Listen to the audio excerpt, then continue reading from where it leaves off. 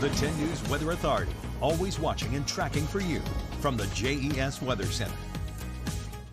Good morning, everybody. I'm meteorologist Edward Shaw, and yes, I have been actively tracking this storm over the past few days, and it's going to continue to be tracked as it heads into the inland and makes landfall. Expected to strengthen to a Category 3 today, or not today, tomorrow, strengthening into a hurricane today.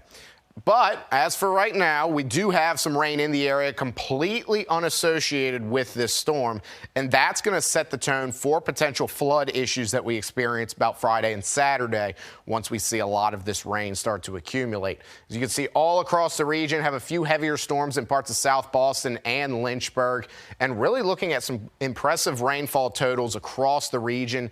Even areas, South Boston has gotten a lot of rain in the last day, nearly about 4 inches down there. Areas such as Farmville, really looking at about an inch. Lynchburg, about an inch as well. Overall, though, really just going to start to see this rainfall accumulate over the next few days. And because the ground is going to be so saturated, that's why we're particularly worried about the chance of flash flooding when Helene ends up in our area. Now, as for Helene, we're going to start to see rainfall as soon as Thursday night from this storm. As it makes its way further inland, expecting to see some gusty winds, but by the time before it even makes landfall, this is what we're looking at rainfall-wise. We're looking at possibly anywhere from an inch to 3 inches across our region. And then take a look at what's going on in parts of North Carolina, Georgia, South Carolina, Tennessee, Kentucky. Already got quite a bit of rainfall there, 8 or 9 inches, potentially more locally in some areas. But as Helene makes its way inland, that's only going to increase over the next few days.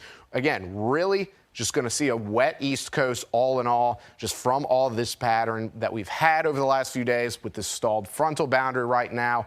And then by the time we get into Friday, again, rainfall is just going to be extremely prevalent from this storm. Now, as for alerts, several tropical alerts have already been issued for the state of Florida. Hurricane watches and warnings, tropical storm watches and warnings extending from Florida all the way up into Georgia and South Carolina. Just really expecting quite a bit of rainfall from this storm.